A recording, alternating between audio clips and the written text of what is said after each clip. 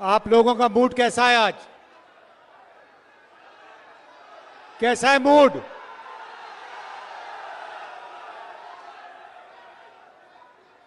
मैं आपसे दो तीन चीज आज कहने आया हूं। सबसे पहले, ये जो लड़ाई है ये विचारधारा की लड़ाई है। एक तरफ कांग्रेस पार्टी, इंडिया गठबंधन और दूसरी तरफ बीजेपी और आरएसएस। हम कहते हैं कि देश को संविधान के माध्यम से चलाना चाहिए।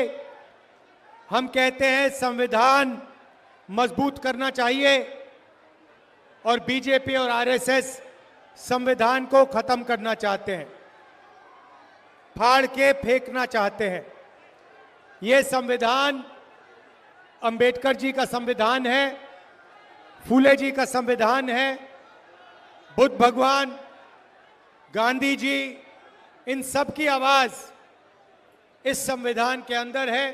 अभी मैंने बिरसा मुंडा जी की फोटो पर फूल चढ़ाए, उनकी भी सोच इस संविधान के अंदर है। और बीजेपी कहती है कि इस संविधान को खत्म कर देना चाहिए और प्रधानमंत्री कहते हैं कि राहुल गांधी लाल कलर का संविधान लिए घूम रहा है। देखिए, इसका कौन सा रंग है उससे हमारी परवाह नहीं है, इसके अंदर क्या लिखा है वो हम बचाना चाहते हैं। नरेंद्र मोदी जी कहते हैं संविधान खाली है। ये देखिए, संविधान खाली नहीं है, संविधान भरा हुआ है। संविधान आपकी आत्मा है, देश की आत्मा है। और हमारे प्रधानमंत्री इसके बारे में कहते हैं कि ये खोखला है, खाली है। ये संविधान क्यों लूटना चाहते हैं? क्योंकि जो आपका है, आपका जो धन है, ये लेना चाहते हैं और अदानी जी जैसे लोगों को ये पकड़ाना चाहते हैं। भाइयों और बहनों, मुझे कहा जाता है कि यहां पर ओबीसी की आबादी है, तो भीड़ में आज पिछड़े वर्ग के लोग होंगे। मैं आपसे सवाल पूछना चाहता हूं, क्या आपको मालूम है हिंदुस्तान में कितने पिछड़े वर्ग के लोग हैं? कोई जानता है? यहां पे हिंदुस्तान की आबादी में पिछड़े वर्ग कितने हैं? कोई बता सकता है मुझे? अच्छा बताओ, दलित कितने हैं हिंदुस्तान में? कितने परसेंट है? कोई नहीं बता सकता। आदिवासी कितने हैं? कोई नहीं बता सकता। पिछड़े कितने हैं? कोई नहीं बता सकता। आपको अपनी ही आबादी नहीं मालूम। अगर आपको अपनी आबादी नहीं मालूम तो फिर आपकी भागीदारी क्या होनी चाहिए, आपको कैसे मालूम होगी? मैं आज आपको बताना चाहता हूं कि हिंदुस्तान में 15% दलित आबादी है, 8% आदिवासी आबादी है और 50% पिछड़ा वर्ग की आबादी है। तो अगला सवाल उठता है, अगर देश में 50% पिछड़ा वर्ग है, 8% आदिवासी वर्ग है और 15% दलित वर्ग है, उसमें 15% माइनॉरिटी और जोड़ दो, तो फिर इनकी भागीदारी कितनी है? दलितों की कितनी भागीदारी है? आदिवासियों की कितनी है?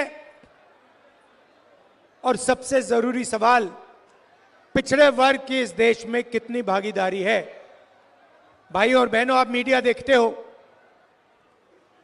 हर रोज शाम को टीवी पे डिस्कशन होता है, एंकर्स के चेहरे आप देखते हो, पत्रकारों के शब्द आप सुनते हो, पढ़ते हो।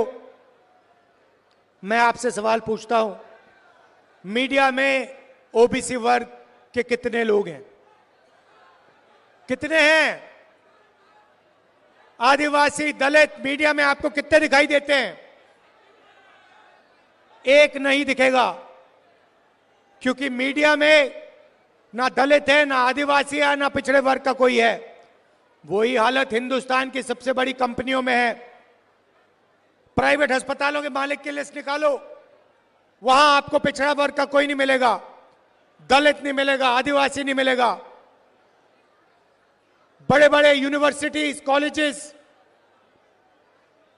प्राइवेट कॉलेजेस, प्राइवेट यूनिवर्सिटीज की लिस्ट निकालो, मालिकों की लिस्ट निकालो, आपको कोई पिछड़े वर्ग का नहीं मिलेगा, कोई दलित नहीं मिलेगा, कोई आदिवासी नहीं मिलेगा।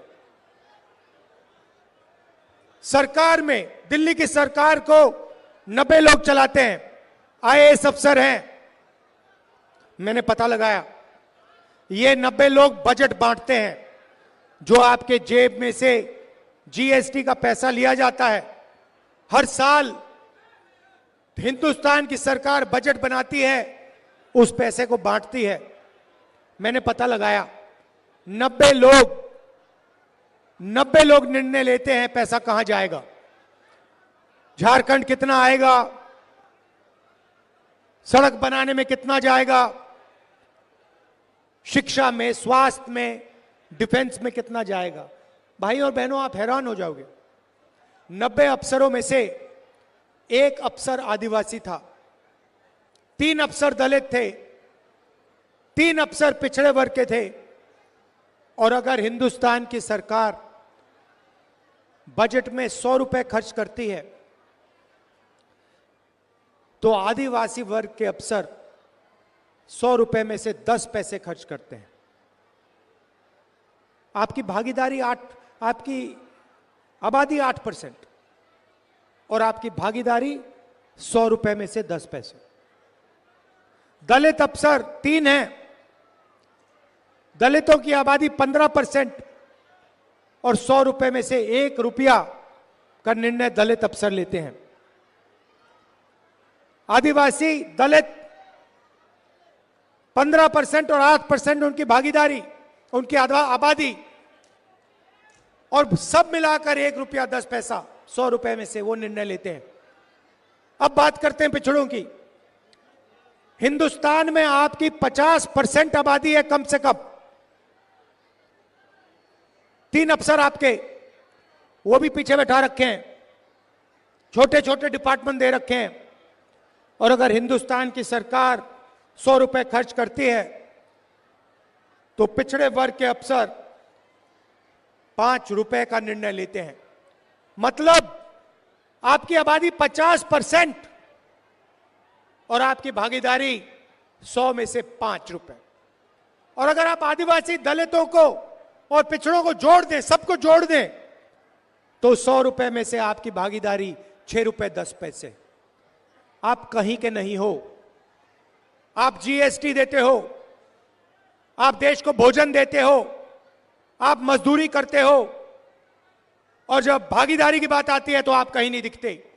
प्रधानमंत्री 24 घंटा कहते हैं मैं ओबीसी हूं, मैं ओबीसी हूं, ओबीसी हूं। इसका क्या मतलब है?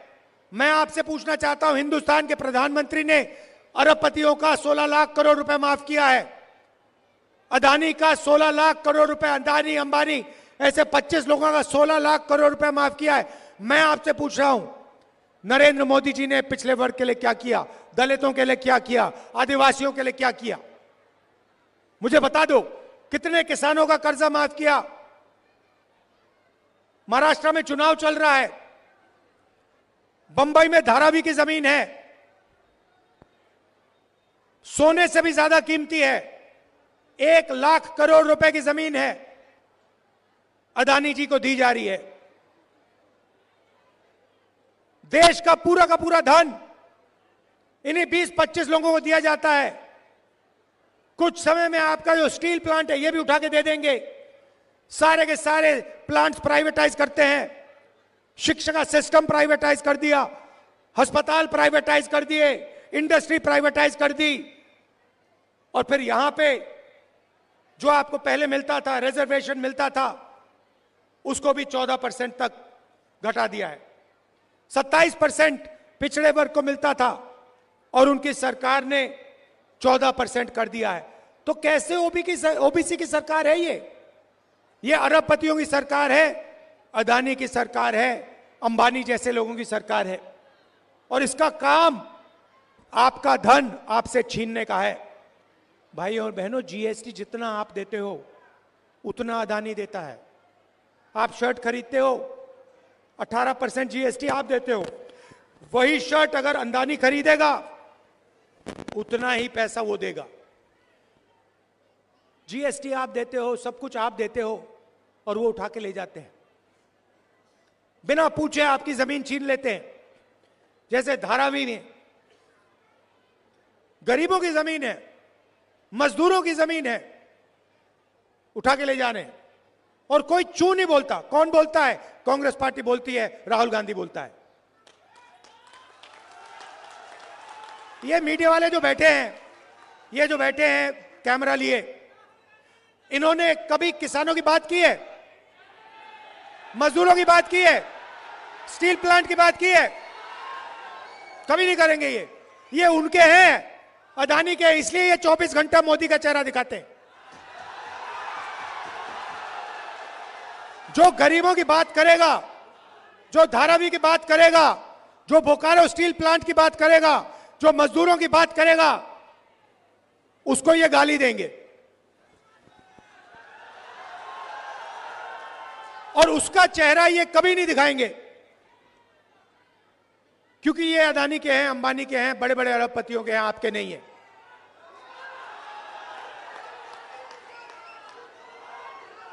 अभी देखिए, अभी मैं आपको दिखाता हूं, बताता हूं, उदाहरण देता हूं। 16 लाख करोड़ रुपए अरबपतियों को नरेंद्र मोदी ने दिया। अब देखना, मैं अब छोटी सी बात कहने जा रहा हूं कि हम हिंदुस्तान, उन्होंने 16 लाख करोड़ रुपए अरबपतियों को दिया।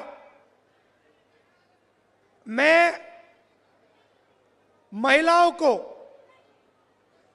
बैंक अकाउंट में पैसे देने की बात करूंगा अभी 2 मिनट में, और फिर आज शाम को देखना, इसके बारे में मीडिया में कहीं नहीं सुनने को मिलेगा।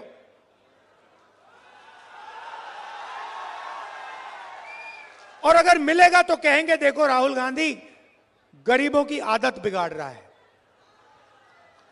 वहां जाता पैसा, अदानी को जाता है तो आदत नहीं बिगड़ती, मगर किसान के बैंक अकाउंट में जाता है, महिला के बैंक अकाउंट में जाता है, बेरोजगार युवा के बैंक अकाउंट में जाता है तो आदत बिगड़ जाती है। मुझे कोई फर्क नहीं पड़ता, मैं बता रहा हूं। और अभी शुरू किया मैंने काम, अभी छोटा काम किया है। मैं बता रहा हूं, जितना पैसा नरेंद्र मोदी ने अरबपतियों को दिया ना, उतना ही पैसा मैं आपके बैंक अकाउंट में डालने वाला हूं। इस बार दिल्ली की सरकार नहीं आई, दिल्ली की सरकार नहीं आई, नहीं तो पता लग जाता आपको क्या है, कैसे सरकार चलाई जाती है। तो सबसे पहले मैंने आपको पिछड़े वर्ग की बात की, दलितों की बात की, आदिवासियों की बात की। सबसे पहले मैं बताना चाहता हूं, हम यहां पे जाति जनगणना करने जा रहे हैं। दूध का दूध, पानी का पानी हो जाएगा, सबको पता लग जाएगा किसकी कितनी भागीदारी है, कौन से वर्ग के हाथ में क्या है, कितनी जमीन किसके हाथ में है, कितने बिजनेस किसके हाथ में, मीडिया में कितने पिछड़े वर्ग के लोग हैं, दलित कितने, आदिवासी कितने हैं। हम देश की एक्सरे करने जा रहे हैं और इससे आपको पता लग जाएगा कितनी बेईमानी की जा रही है और आपका कितना धन आपके आंखों के सामने चोरी किया जा रहा है। और यही काम हम झारखंड में करेंगे, जाति जनगणना। दूसरा काम और सबसे बड़ा काम, मैया समान, नाम सुना है? झारखंड की महिलाएं, आप सुनिए, जैसे उठकर हर रोज अदानी अपना बैंक अकाउंट चेक करता है ना, वैसे ही हर महीने जब झारखंड की महिलाएं सुबह सुबह अपना बैंक अकाउंट चेक करेंगी, उसमें हर महीने झारखंड की सरकार ने हर महिला के लिए 2500 रुपए डाल दिया होगा।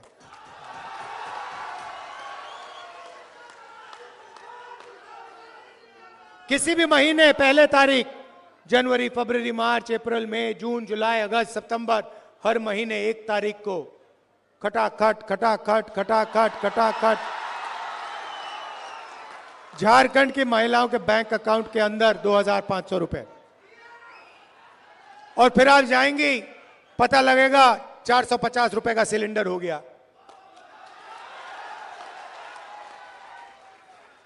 एसटी रिजर्वेशन 26% है, उसको हम 28% कर देंगे। एससी रिजर्वेशन 10% है, उसे 12% कर देंगे। और ओबीसी रिजर्वेशन 14% है, उसको हम 27% कर देंगे। और ये जो दीवार बना रखी है 50% रिजर्वेशन वाली, लोकसभा में मैंने कह दिया है, इस दीवार को दिल्ली में हम लोकसभा में तोड़ेंगे और झारखंड में भी तोड़ेंगे। 7 किलो राशन हर गरीब व्यक्ति को हर महीने मिलेगा और 15 लाख रुपए तक का आपको स्वास्थ्य बीमा योजना में मिलेगा। आप आज प्राइवेट अस्पताल में जाते हैं, किसान का बेटा बीमार होता है, किसी को कैंसर हो जाता है, दिल का दौरा पड़ जाता है, आप जाते हो, किसी को स्टेंट लगानी पड़ती है, किसी को वाल्व बदलना पड़ता है, किसी को ऑपरेशन कराना पड़ता है। जैसे ही आप जाते हो वहां पे मीटर शुरू हो जाता है, अस्पताल में मीटर शुरू हो जाता है। एक्सरे का मीटर होता है, एमआरआई का मीटर होता है, दवाई का मीटर होता है, ऑपरेशन का मीटर होता है। बाहर निकलते हो पता लगता है 5-6 लाख रुपए आपके गायब हो गए, आपके जेब से निकले, प्राइवेट अस्पताल में चले गए। इसीलिए हम योजना ला रहे हैं, आप अस्पताल जाओगे, इलाज कराओगे, ऑपरेशन होगा, एमआरआई, एक्सरे, दवाई जो भी होगा, आप अस्पताल में जाओगे, उनसे पूछोगे भैया बिल कितने का है, जवाब मिलेगा बिल में आपको कोई पैसे नहीं देने, 15 लाख रुपए तक झारखंड की सरकार देगी। भाइयों और बहनों, ये आपका पैसा है, ये उनका नहीं है, ये आपका है। ये धन जो है, ये जंगल जो है, ये जमीन जो है, जल जो है, कोयला जो है, ये आपका है। ये इसमें लिखा है, संविधान में लिखा है। इसीलिए ये संविधान को खत्म करना चाहते हैं। इसीलिए ये बिरसा मुंडा जी, अंबेडकर जी का सपना खत्म करना चाहते हैं, क्योंकि संविधान में लिखा है हर व्यक्ति एक जैसा है, हर जात, हर धर्म, हर प्रदेश, हर भाषा की इज्जत होनी चाहिए, इसमें लिखा है। युवाओं को नरेंद्र मोदी ने बेरोजगार बना दिया, नोटबंदी की, जीएसटी, गलत जीएसटी लगा दी, पता लगा हिंदुस्तान में रोजगार पैदा ही नहीं होता है। अरबपति चाइना का माल उठा के आपको बेचते हैं। हम चाहते हैं मेड इन झारखंड हो, मेड इन बोकारो हो, मेड इन इंडिया हो। युवाओं के लिए हर ब्लॉक में हम डिग्री कॉलेज खोलेंगे और डिस्ट्रिक्ट लेवल पे प्रोफेशनल कॉलेजेस खोले जाएंगे और 500 एकड़ के इंडस्ट्रियल पार्क हर डिस्ट्रिक्ट में रोजगार के लिए हम खोलने जा रहे हैं।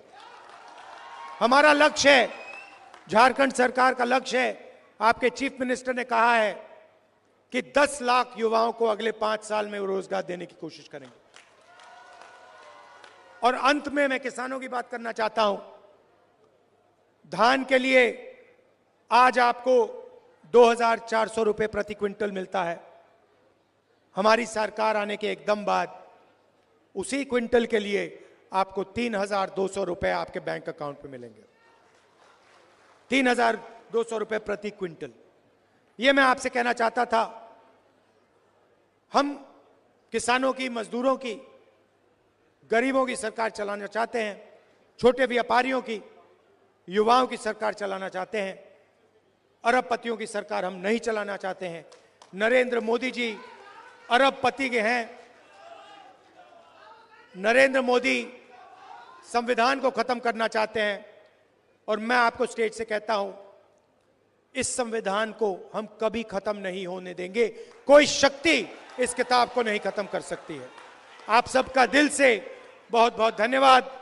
शाम का समय है, आप दूर दूर से आए, कष्ट उठाया आपने, मेरी बात सुनने आए, इसके लिए दिल से आपका धन्यवाद करता हूं।